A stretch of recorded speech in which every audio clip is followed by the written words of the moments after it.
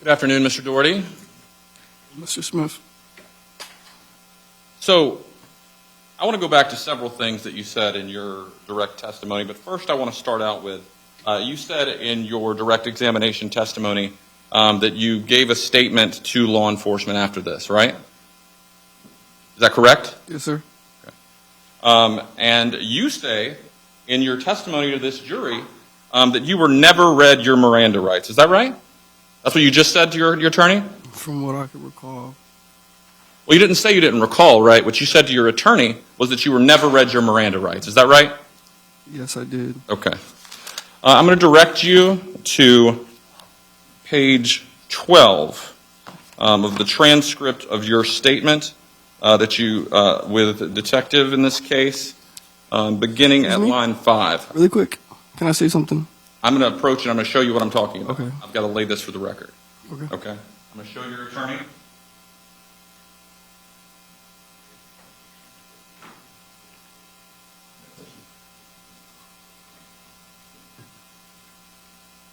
Permission to approach? You may. I'm going to just let you read along. So this is where I'm reading from, but I'm going to read this. This is the interview? Yes, this is the interview. Okay. I was in response. I was talking about when they initially arrived to my home. Okay. But just Not to be this. clear, what this says is, okay, well, let me do this. I want to read your rights, okay? And you say, hum. And the detective says, and then we can talk about that after, okay? And you say, okay, buddy. And then detective says, so you have the right to remain silent. You say, hum. And then anything you say can be used against you as evidence. Yes, sir. You're entitled to talk to an attorney now and have him present now or any time during question. Do you understand? Yes, sir.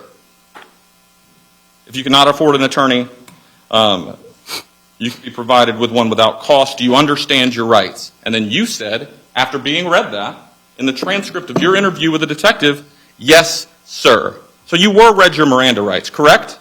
Yes, I was not read them initially when I was placed in handcuffs, which I was referencing to. Okay. Not my interview. Your testimony to this jury not 10 minutes ago was that you were never read your Miranda rights. Is that correct? Never. That's what you said. That's not true, is it? I was read my Miranda rights in the interview room. Okay. Thank you. Now, another thing that you just said that I found to be interesting is you said that when you came back out of your house, after you'd gone in the house and armed yourself with a firearm, you said that you came back out and you said, can you please leave? And you were speaking sort of calmly to the jury in a sort of meek tone that you're speaking today. Can you please leave? And this is after you came back out, after you armed yourself with a firearm, you're asking him, can you please leave? Is that right? Correct. Okay. Well, I want to direct you, and I'll let you look at it. I'm going to read it again. I'm going to tell your attorney to, this is your interview with Detective Gilberti. This is on page 50, beginning at line 16.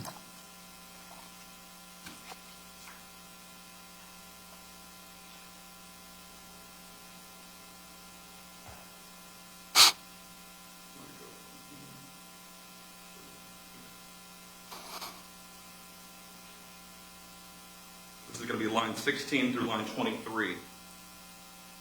Permission to approach. You may. I'll let you look at this and then I'm going to read it out loud because this is the opposite of what you just said. Starting in line 16, I'll give you a moment to read through line 23.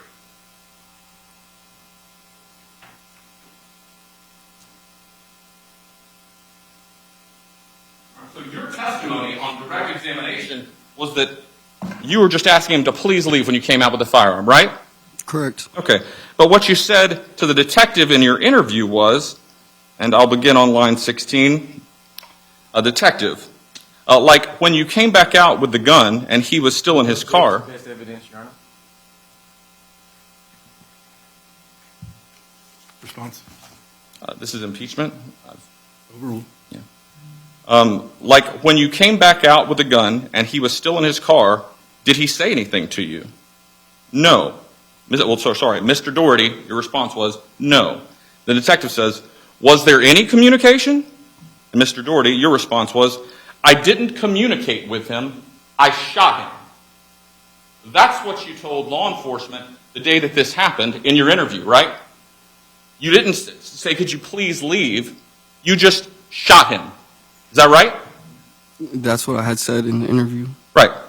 Okay.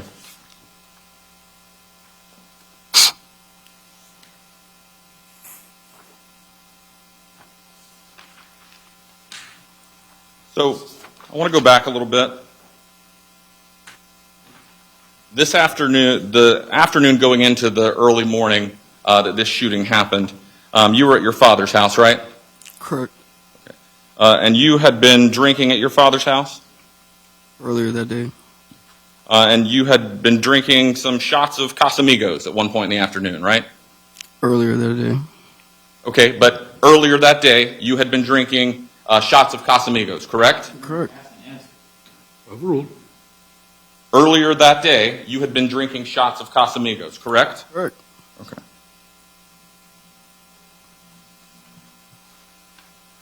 And to be clear, where was your vehicle when you came back to your house? Parked in my driveway. Okay. And so your father drove you to your residence from his house, right? Correct. But it's a close distance, right? Yeah, I could have walked. Okay. All right. So I want to talk about some other things that you said in your direct testimony. You were very clear in your testimony 5-10 minutes ago when your attorney asked you, did you see a firearm, right? You said, yes, I saw a firearm. That was your testimony 10 minutes ago, right? Correct? Correct. Okay. Now, I want to take you again to your interview with the detective in this case. This time I'm going to direct you to page 35 of the transcript of the interview.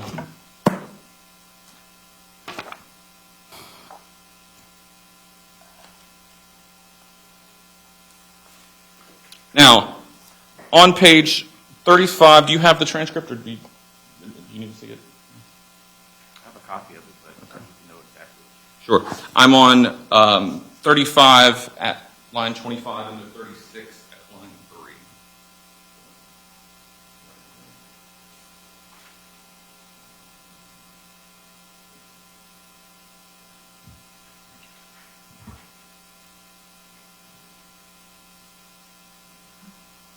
All right, so Mr. Dority, I'm going to read from this transcript starting at line 25 on page 35. Detective Gilberti, this is his question to you. Okay, did you ever see a gun? Mr. Dority, I cannot say I necessarily saw a gun, but if you're giving me this gesture, I've taken concealed weapons classes. I've taken defense classes before. If somebody approaches me like this, and that's your answer. So you cannot definitively say and honestly say to this jury, Objection, Your Honor. Objection, Your Honor. Argumentative. Sustained. you cannot say definitively that you saw a gun, can you? Objection, Your Honor. Same objection. Argumentative. Sustained. Judge, can we approach? Come on up.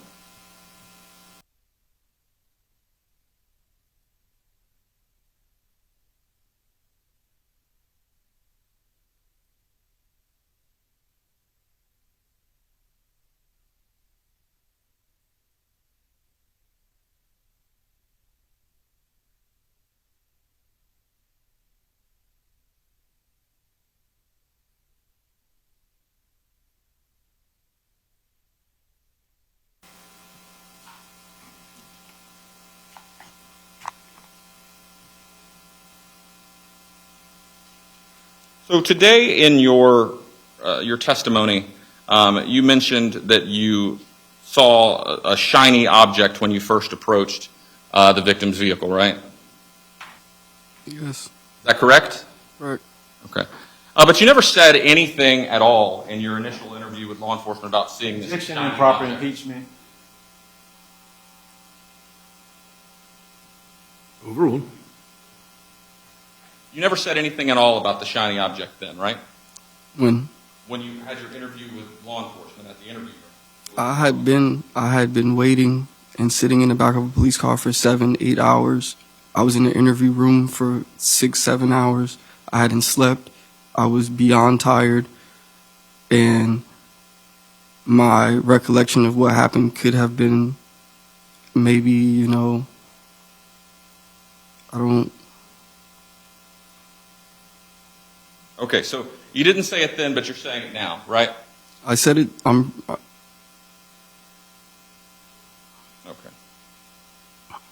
Now, you mentioned in your direct testimony that you were concerned for your son and for your father who were present at the time of the shooting, right?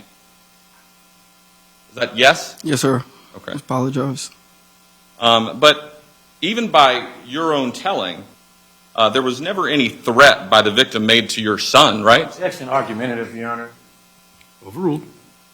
There was never any threat made by the victim to your son, right? Correct. Is that correct? I said correct. And there was never any threat made by the victim to your father, right? Correct. It doesn't have to be made to them, though. Okay. Now, you would also agree that where the victim was parked was not your property, right? The neighborhood is considered my property. I don't own the neighborhood, but it's my dwelling. That's where I live. Okay. But to be clear, Mr. Payne never set foot in your house, right? No. He never stepped foot on that piece of grass in front of your house. He may have. Okay. Do you remember a previous testimony in a hearing? In a courtroom like this? Yes. Okay.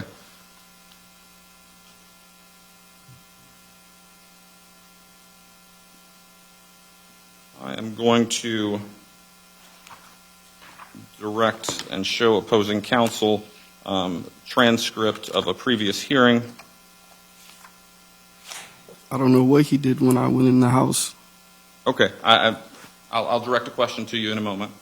I'm showing opposing counsel the transcript, page 156.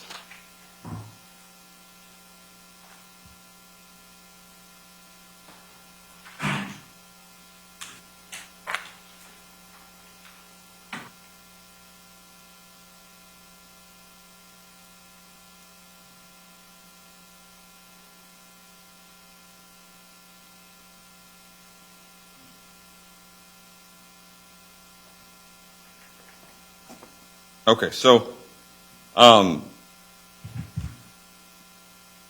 question was, at the time, was that area that he parked, is that your property? No, sir. Okay, so you're saying it was not your property. You agree?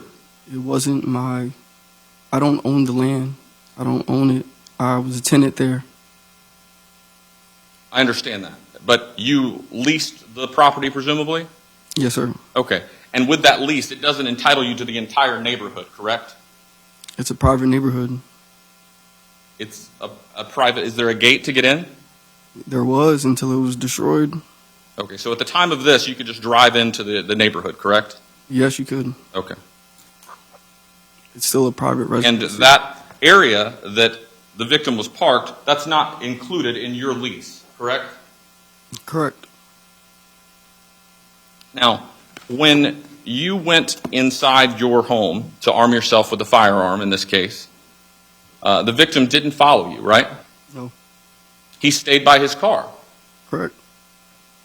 And so you went in. You would have had time at that point to call 911 if you deemed it necessary. Correct. But you didn't do that, did you? Did you? I didn't think it was necessary at that moment. Okay. What you deemed was necessary was to get your firearm, to go outside, and to kill it, right? No. So that's what you did. It's not subsequently what happened.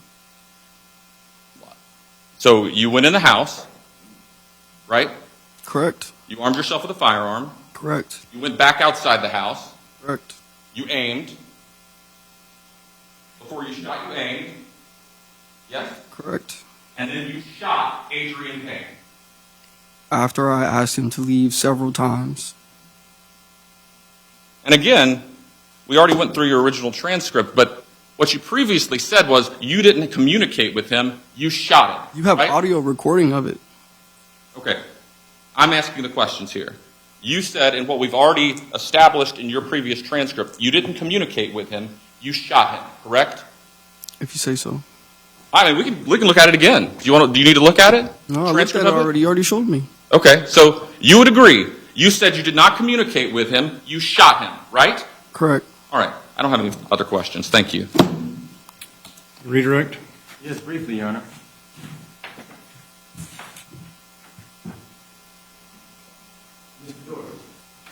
Hello. Your interviews with law enforcement was recorded, right? Correct. So your conversation that you had with law enforcement that spanned over several hours could be shown to the jury, couldn't it? Yes, sir. Okay. At the time when I asked you, had you been given Miranda warnings, is it your testimony that you thought when you were first encountering law enforcement, they never asked you a question as far as Miranda? Correct. But at some point throughout the time that you were in custody, you were at some point in the interview provided with Miranda warnings? Yes, and I feel like, he tried to trick me with that question, which is how the answer came out like that. Okay. And again, you've seen a video of outside, right? Correct. Could you hear the verbal altercation that you had with Mr. Payne? Yes. So you did, in fact, communicate Yes, I to did. Mr. Payne. Right? In fact, you heard the testimony of Ms. Tara Walker, too, today, right? Correct. She also testified that you asked, why are you here, right? Correct. So you did communicate. Correct. Is it that you was probably confused when law enforcement was questioning you, possibly? Yes. Okay. I was beyond exhausted. I was tired. I could barely keep my eyes open. It was like 10 o'clock the next day. I hadn't slept. And again, that interview was recorded, right? Correct. Video recorded? Yes, sir. No further questions, Your Honor.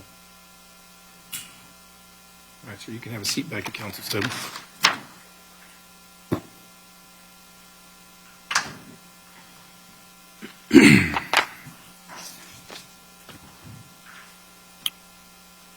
All right, defense, call your next witness. Your Honor, defense rests.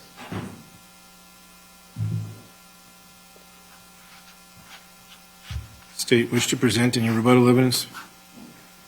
No, Your Honor. So state rests. State rest.